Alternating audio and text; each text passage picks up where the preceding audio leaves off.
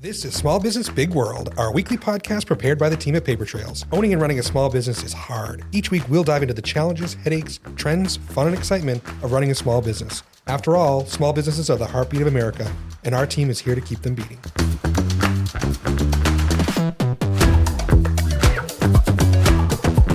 Welcome to Small Business Big World, our weekly podcast where we talk about all things small business. Today, my guest is Ashley McQuade with Venture ICRAs, right? Just Venture. Think adventure and entrepreneur. All together. right. Thank you. Well, thank you for joining us. We're going to talk about ICRAs, which we'll get into that in just a second. But before we get into that, don't forget, please like, follow, share, rate, review on all the podcast platforms. We are there. Trust me, if you want to find us, you certainly can. Those ratings and reviews really help us grow and continue to help you. So if you have any questions about any of the episodes that we have, you can always email us, podcast@papertrails.com. And we will get back to you or get you in touch with one of our guests if we need to. So, all right, Ashley. So, we small business owners, we spend a lot of money on benefits and thinking about benefits and how that all works. Health insurance, everyone wants it. A lot of people can't afford it. A lot of people don't have access to it. Talk to us about an ICRA. What does that mean? What does it do?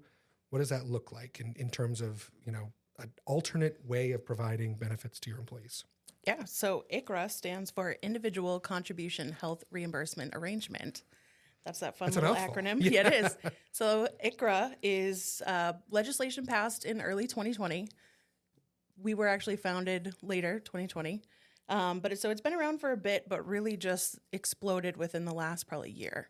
And so what ICRA allows is, instead of a traditional group plan, you think of your, normal health insurance that we've all had, you have your employer picking one carrier, maybe two plans, maybe three, and trying to fit everybody into those. So it's defining a benefit. With ICRA, your employer is going to define a contribution, and it's pre-tax dollars that employees can then go out to the individual market and pick the plan that actually makes the most sense for them. So it's a lot more flexibility, a lot more affordable, and so that's... So the ICRA is a little bit of the second generation to a ICHRA. Is that correct? Because a ICHRA is for small businesses only. ICHRA is less flexible, I would say. Okay. So the ICRA is the second generation, right, of that. Yep. And basically we're improving upon what has kind of worked for those really small groups, right? Exactly. Are there any limits on the size of a business or type of business that can use this tool, this ICRA? Nope. That's what's kind of a selling point, is that there is no participation requirements. We have clients, 1 to 2 person startups, your tech companies, all the way up to large hospital systems, thousands of employees. So there is no restriction there. So I'm an employer. I can say, hey, I can afford to provide $500 a month to you for your health insurance, but I'm not going to choose it for you. Instead, what we're going to do is say, we're going to pay you the $500. You go to the marketplace, you find a plan. What happens if you find a plan that's $425 a month? So I can speak to Venture. What we can do is actually roll that into an ICHRA for employees, which they absolutely love. So if a company is already giving that contribution, those extra dollars can go into the ICHRA, and they do have those IRS guidelines, so it has to be a qualified medical expense. But that's where employees can put their healthcare dollars towards maybe a high prescription they're on. If they want to go get a pair of glasses, people that are family planning, putting it towards IVF. So it gives them just way more say in their healthcare dollars, and employees will be a lot more strategic about how they shop, knowing they have that, because they may pick a lower utilization plan and not go for the gold plan, but maximize their HRA dollars. So we really do see that changes the way that employees shop. Yeah, so it's kind of nice. You can use it for premiums or for healthcare expenses. Whether I'm assuming that includes copays for your doctors and glasses and those kind of things, right? What about, is this really designed for just medical care? Can people do, you mentioned glasses, so vision, dental, I assume you could use kind of for the same idea, right? They can put that towards that as well. And as with all things program-wise, are there limits on this every year that the employer can contribute pre-tax? Like, it's only $5,600 a year the employer can contribute towards this, or is it unlimited, right? So it's unlimited in that the employer has the option at the end of the year to, if the employees don't spend all that money, they can actually get the money back as savings to the company. The employer can decide to allow a portion to roll over or let all of it roll over. So it's kind of like it's a HSA, FSA, HRA all rolled into one. It's kind of a universal tool. The HRA dollars always stay with the employer. If the employee terminates, it stays with the company. But that is the point, is just the flexibility for the employee. So, I can speak to my team, right? It's been very traditional for the 20 years we've been in business. I go out, I shop it with our agent every year, right? I get really shitty quotes every year. It goes up 12% every year, right? But my employees expect that, right? As an employer, I like to say, I'm going to give you the best coverage that we can, right? We always choose silver or gold plans. Yeah.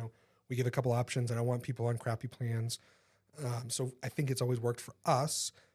But how do you get employees in the mindset of, gosh, now I have to go shop for my own insurance, right? Because insurance is really complicated. Especially, I was helping a friend who's never had health insurance before go through their benefit, just started a new job, got their benefit election, going through online open enrollment with them, trying to explain to him, this is what this means, and this is what this means, and this is what this means. I've got deductibles and copays and coinsurance and all that kind of stuff, right?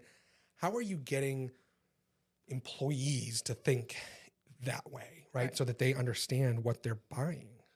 I've been that friend too. I've been the fourth quarter call-in of who do I know that works in insurance? Oh, Ashley, what's an EPO? So with this, it's the knee-jerk change, hesitance to change. But seeing the flexibility and the savings, we have the tools built in to assist employees. So there's on the platform, and that is really, I would say, our differentiator in the market is our technology. So the platform that they're shopping on, very intuitive. It's built to help them pick their plan. Like, they can put in their doctor, they can put in prescriptions that they're on to identify the networks where those are, or I should say those doctors and prescriptions are in network.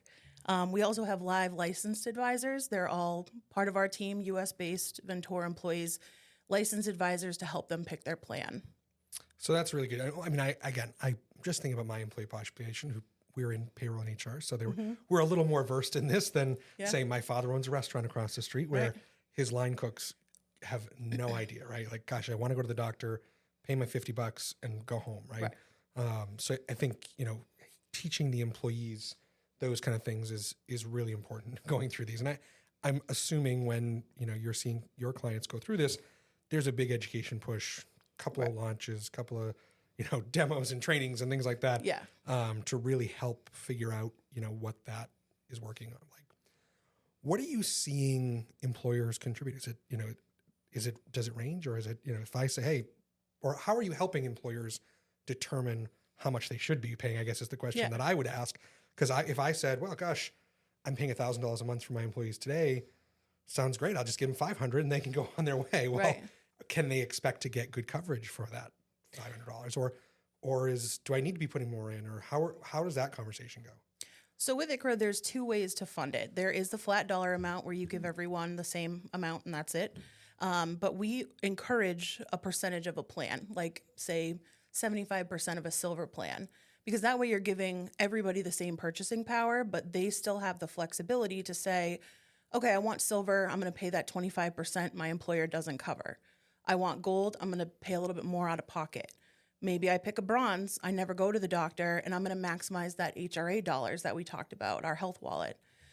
But coming up with that is all part of the proposal process, which is, we run everybody's kind of average and show the employer, hey, this is what your monthly spend would be if you provide everybody that 75% silver. So they're able to fix their monthly spend knowing no matter what, that's what they're budgeting for everybody. And then anything other than that is either going to be health wallet or payroll deduction.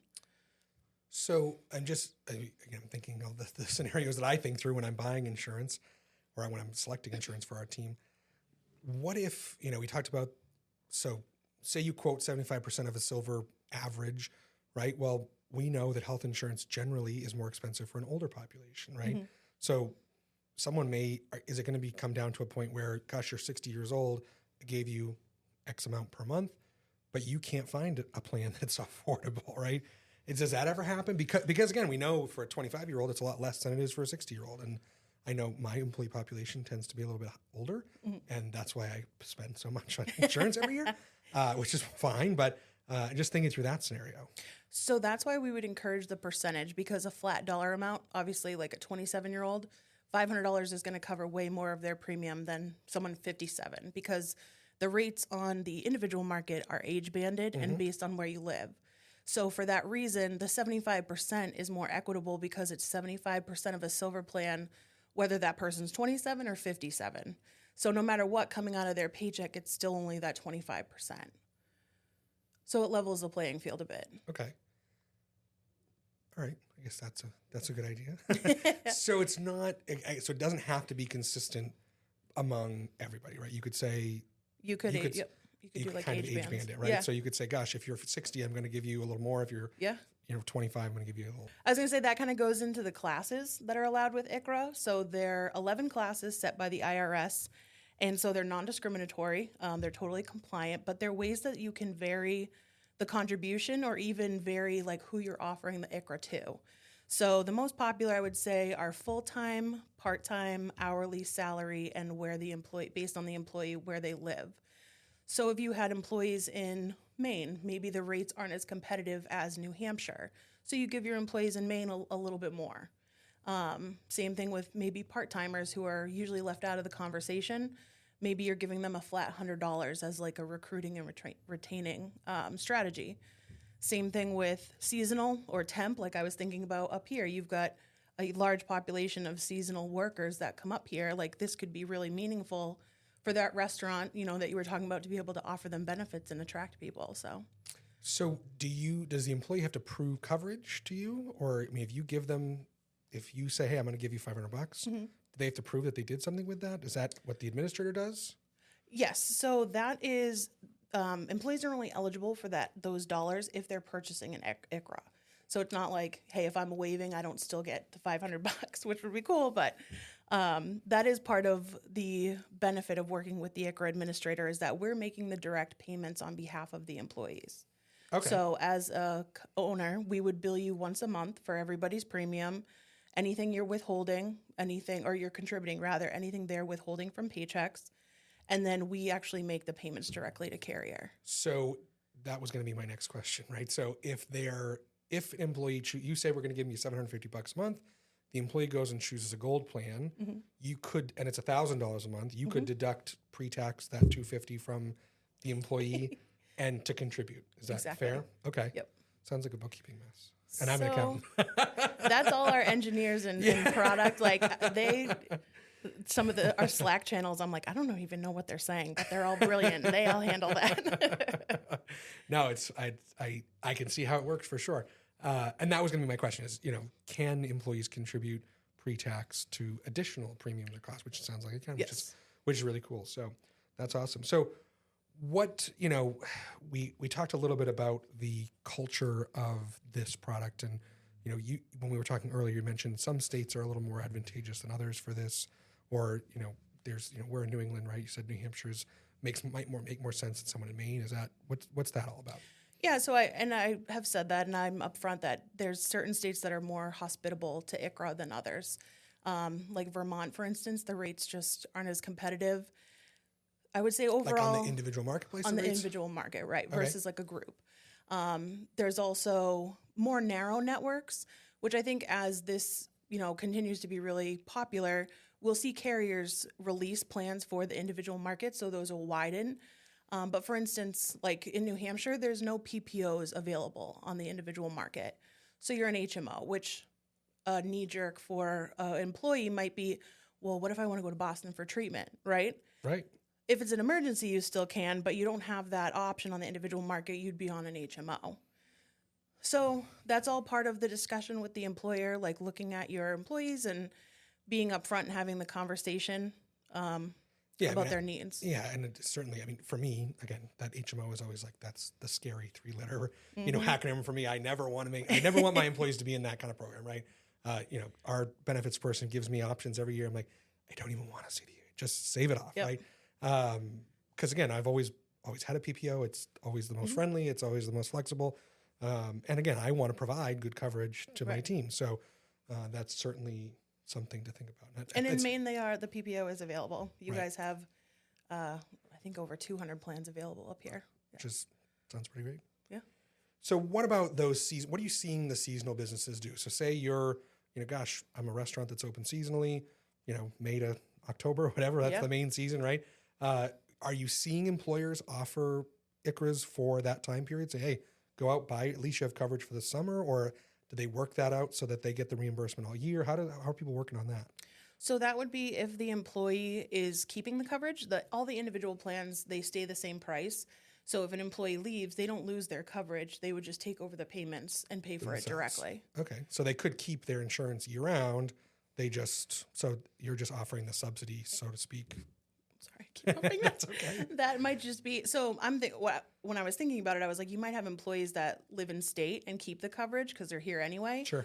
But I was thinking if you have a population that comes here to work, they could have the coverage while they're here. So they have health insurance while they're here. And then when they leave, they cancel it. So that's another way. It's I'm sure the insurance flexible. companies don't like that. No, of course not. But the flexibility is there to do that. Right. Well, and again, it's this whole, consumer directed healthcare trend that we're seeing, right? We're seeing a lot more of the HSAs. We're seeing a lot more of the FSAs. Yep. And the ICRA is kind of a merge of all of those kind of thoughts, right? It's interesting to me that you can kind of use it like that FSA kind of, or, the HSA kind of thing where, gosh, I'm going to give my employees $1,000 a month or whatever, and they can go spend $500 on their plan, and $500 they get to go spend on whatever they want, as long as it's qualifying, of course, right? And I will say, not every ICRA administrator does that, but Ventura does. Not everyone has that HRA element, so I don't. Okay, which is nice. I mean, I think that's a really cool way of doing that. So obviously you got to go. You need to find an administrator for this. It sounds like because there's a lot of moving parts. What does that administrator do? So that's going to be, a full service ICRA administrator, what we'll do is from proposal, like working to figure out the contribution for the company, figuring out their budget, pre-enrollment communications, like you said, the education definitely starts far before the employee's ever shopping. Like that all comes ahead of time with, group meetings and materials we can share. And then through the actual open enrollment shopping, getting through on the platform, and then post-enrollment, it's all that stuff on the back end. So there's making payments to carriers, helping the group get their payroll set up, a lot of compliance pieces with ICRA, things like PCORI fees and plan summary documents.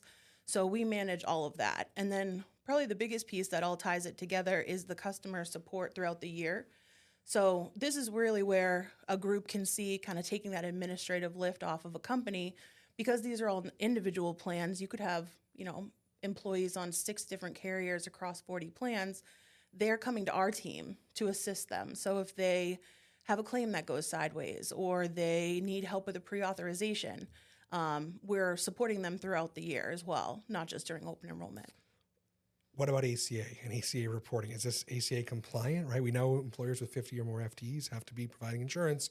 Does this qualify for that? It does. That's nice. I know we're talking about small businesses, so I was going to leave them out of it. But that's a real concern. I mean, small businesses are of all size. And we see that particularly with our client population. We're very seasonal heavy. We're very hospitality heavy. And we've tried to help employers get coverage because they're an applicable large employer, because they own 2 restaurants or whatever, and they can't find plans that are, 1, affordable, or 2, are compliant, and that they can reach, they can get enough employees to enroll to even meet the thresholds to get a plan. So there's all these hurdles. And again, I talk about that hospitality workforce because that's where we've seen it the most. So you can offer this. So I'm just going to, again, say the offer of coverage. That's what ACA is all about, right? So if you say, hey, I'm a restaurant, I'm going to offer you an ICRA. You take it, great. You don't take it, great. But I've offered it to you. Right. So that's fair. Counting as the compliant, you're meeting the minimums essential coverage. So with ACA, there's a 2-part fine. There's A and B. So you've got your minimal essential coverage, minimum essential coverage, and then it has to be affordable. So that is part of what we do in the proposal process with an ALE is benchmarking affordability. So we say this: if you offer, this is your minimum basically to be ACA compliant. There's also other compliance that comes along with ACA, like 1095 filings, those things that we'll also manage. So you guys do all that? We do all that. Oh, God love you, from the payroll company. Right. We do COBRA notices too. We do all that. Okay. But that's actually where we're seeing the most growth. So in the last year, ICRA grew about 30% year over year. 84% of that 30 were actually ALEs. So that's where we're seeing the most growth in business size. Yeah, I mean, I see the hospitality piece being the big piece for us because, and actually we have a couple hospitality clients who are doing ICRA, so it makes perfect sense because you can't get a plan for those kind of groups. So being able to have something flexible like this and be compliant is really cool. So, and you touched on the participation too, which obviously is a huge deal. Yeah, and we see that problem with clients and the participation requirements, right? All these carriers say you have to have at least 50% of your population, on board for us to write this policy. Are there participation requirements for an ICRA, right? If you have 50 employees and only 3 participate, is that okay? Yeah, that's another huge draw of ICRA is that there is no participation requirements. And then personally, Ventor, we have no minimums or anything like that. So like I said, we've got 1 to 2 person startups all the way to 1,000 life groups, multi-thousand life groups. But that is, again, a huge draw of it because especially with remote workforce now, where they're spread out, trying to fit everybody into a group plan can be a nightmare. So. Well, right, and trying to find plans that work in all the different states, right? I mean, that's, again, I have employees in 3 states, and even for us, that becomes a challenge. And, because we want to make sure we're in network in certain areas and all that kind of stuff. So that definitely creates some opportunity there for that as well. So what are, if you're talking to the employees, what are the employees saying about this? Are they coming back and saying, gosh, we really like this? Or are they saying, gosh, no, I really want my employer to do this work for me and select a plan? What are they saying? I mean, the employees it's positive because they're seeing that savings too. So ultimately, I mean, for them to come back and be like, I kind of feel like I got a bit of a raise here. I'm seeing more in my paycheck. And the flexibility too, I think like just seeing it now, trying to fit a demographic of people into like 2 plans just seems kind of crazy. Like even the people that, you want to offer good coverage like you're talking, but there's still going to be employees that don't want to spend anything out of pocket. So it's like, give them that option rather than forcing them to get a gold plan they're never going to use. Like give them the flexibility to pick up bronze and do something else with those dollars that they'd actually find value in. Right. Yeah, I mean, again, my friend that I was talking to, I said, he wanted the gold PPO plan. Right. I'm like, you don't need that. You're 30 years old, you're healthy.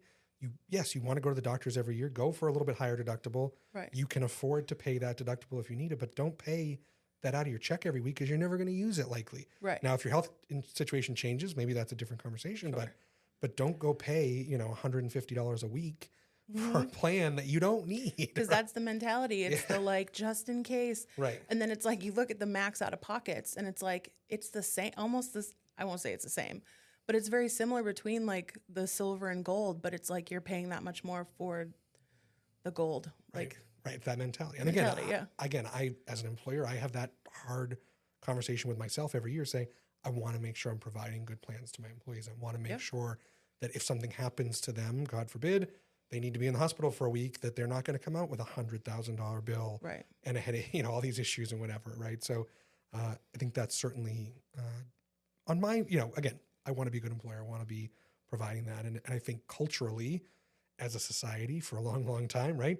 75 years or more, we've been saying the employer is the one that needs to provide this. So it's definitely changing to that kind of consumer-directed product is a real mindset change for society and business culture. So what else? If you had to tell a small business one thing about an ICRA or one huge benefit about an ICRA, what would it be?